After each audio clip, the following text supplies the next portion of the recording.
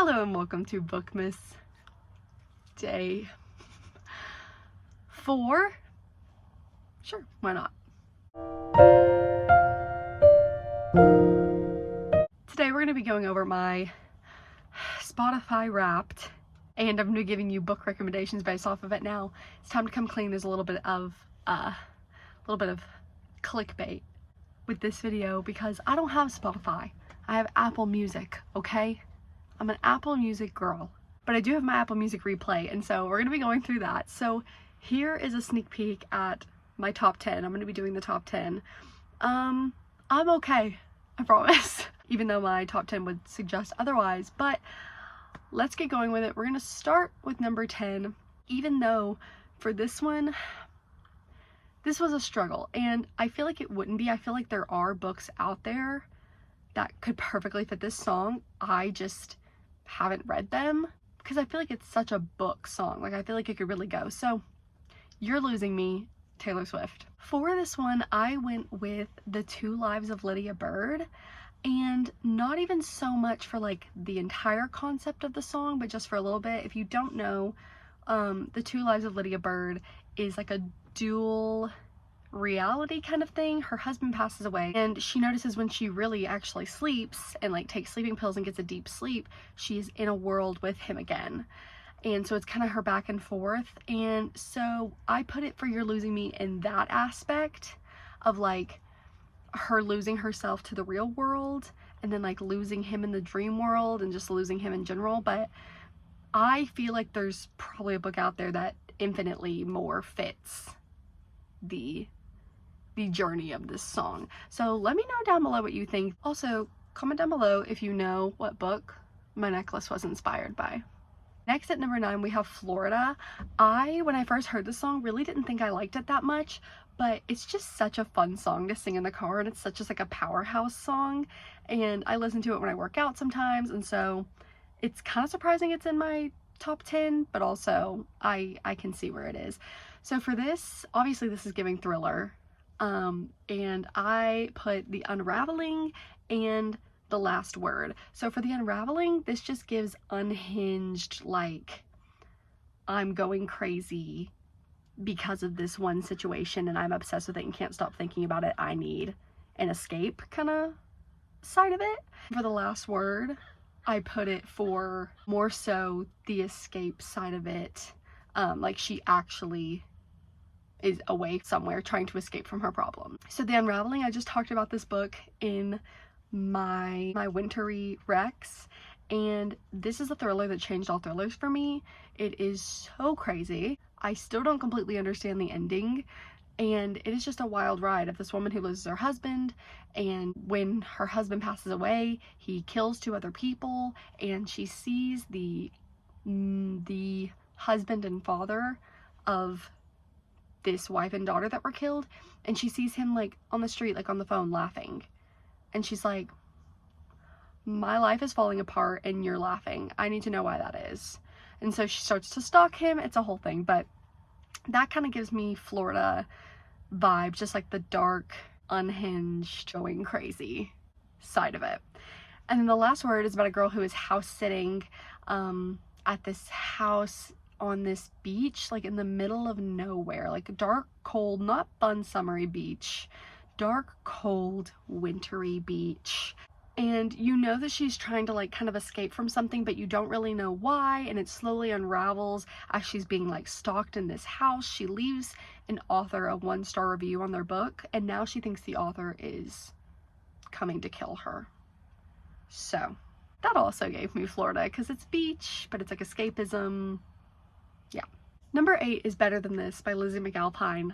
I love sad music. If you're coming here for a fun playlist, that's not me. All of these are great songs, but they're sad. So for Better Than This, I put one of my favorite, or I guess 2 of my favorite books of all time, The Way I Used to Be and The Way I Am Now. I was just like profoundly impacted by both of these books. The author of The Way I Used to Be, I'm looking at them up here if you notice me looking up. The author of The Way I Used to Be actually was never going to make a sequel. She thought the story was like was done, was good the way it was, and I agree. But then she put out the sequel and I was like, oh yeah. Because she said she finally thought of like something that was going to do Eden's story justice, like a sequel that actually made sense to be made, and I completely agree with that.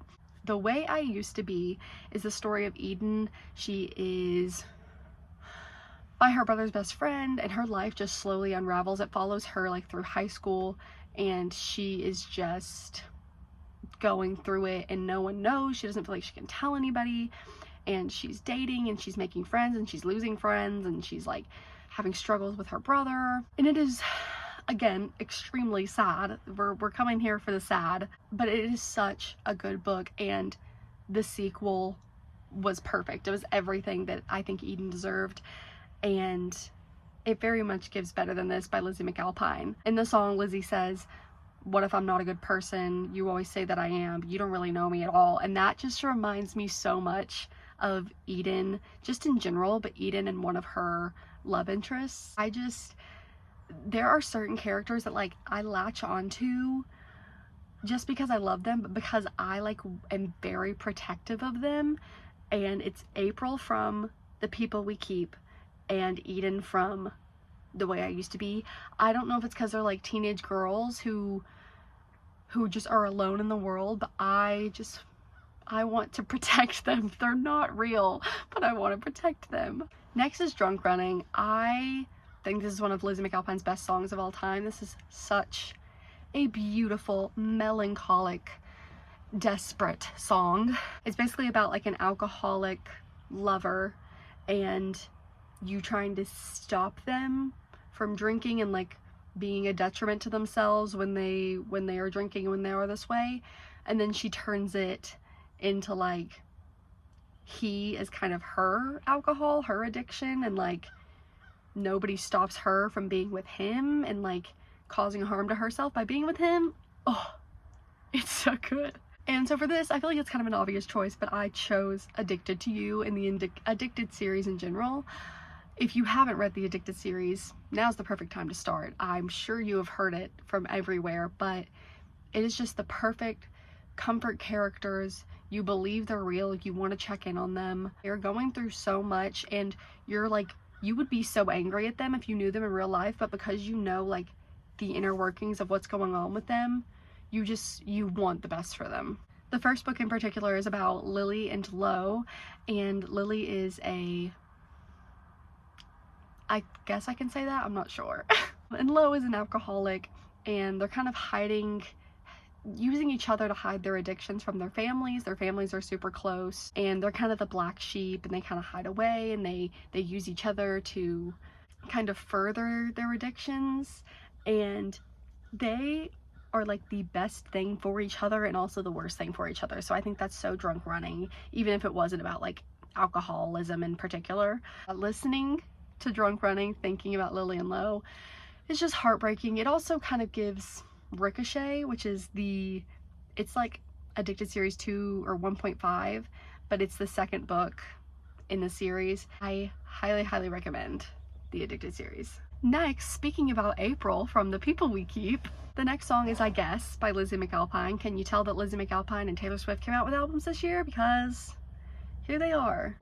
Got a phone call, I'm back, lost my train of thought. I Guess by Lizzy McAlpine is about figuring out your love life and figuring out the dating scene and just like being confused by love in general. And so I went with The People We Keep. I absolutely love this book.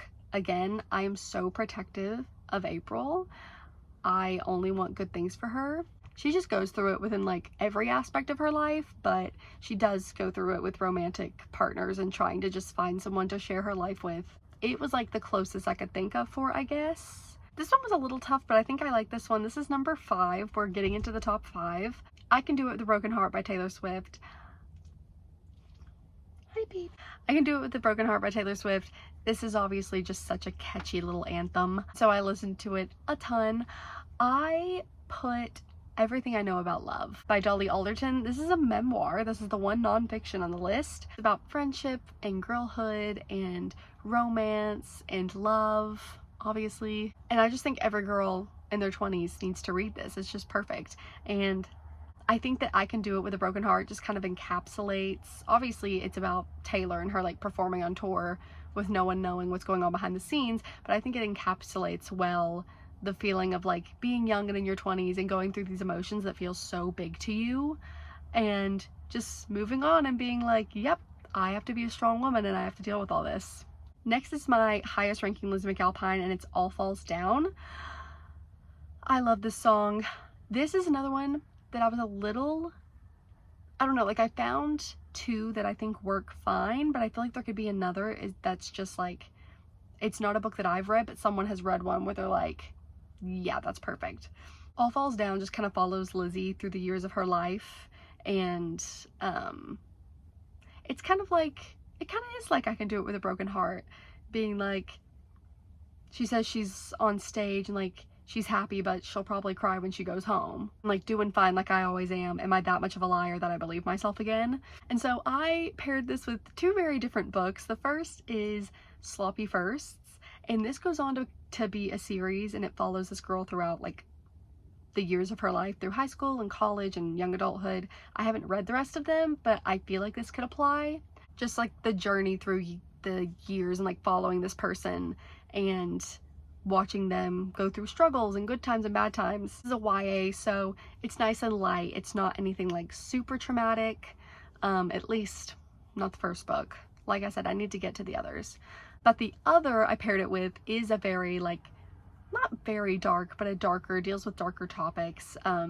It's The Good Part by Sophie Cousins. And this is about a woman who somehow magically, it's kind of like Big. Have you ever seen that movie? She kind of magically goes back in time, goes forward in time. She skips to the good part where she has a husband and kids and her dream job. And I think All Falls Down kind of fits with it in the sense of she kind of has everything that she wanted, but she still is like struggling with things. Like it doesn't just magically change who you are and like the fact that you are a human being who struggles with things. So I think both of those are good in their own ways. Next, this being my number 3 song is just so crazy compared to the songs around it. Lighter by 5 Seconds of Summer and I think it's Galantis. This song is much lighter than all the rest around it. To be fair, I also listened to this song a lot on the treadmill. It was like listening to it in my free time and then listening to it for working out, so it got really high up there, but it is 3rd on the list. I went with a little bit of a lighter book. This book still does deal with like serious topics, and it's like kind of a lit ficky romance, but I went with Summer Romance by Annabelle Monaghan. This is about a mom who just got divorced, and she meets this guy and she thinks he's like perfect. She's getting back out there, but turns out he's... But I thought of lighter just because she's going through all this stuff, and her husband was not great to her, and he's like not super great to the kids, and she just, when she's with him, she's trying to deny their chemistry, and she like doesn't want things to be weird, but she just like feels lighter when she's with him. This is the one that I thought of in particular, and I don't get to recommend her books a lot, I feel like, and Annabelle Monaghan is such a good romance writer, so there we go. Number 2, again, I promise I'm okay. Number 2 is The Prophecy. This is probably my favorite connection I made with the songs. The Prophecy is about Taylor being willing to trade her fame for just having someone who loves her and being in just like a good relationship, finding her person. And she just uses a lot of like religious allegory, metaphors. Bless you!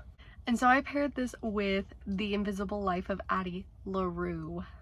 I love pairing songs with books, and when I make like a particular pairing that I think is so perfect, it kind of almost like breaks my heart, and it makes me look at the song and the book in a new way. And obviously I've listened to The Prophecy quite often, but I have never just put the connection in my mind to The Invisible Life of Addie LaRue.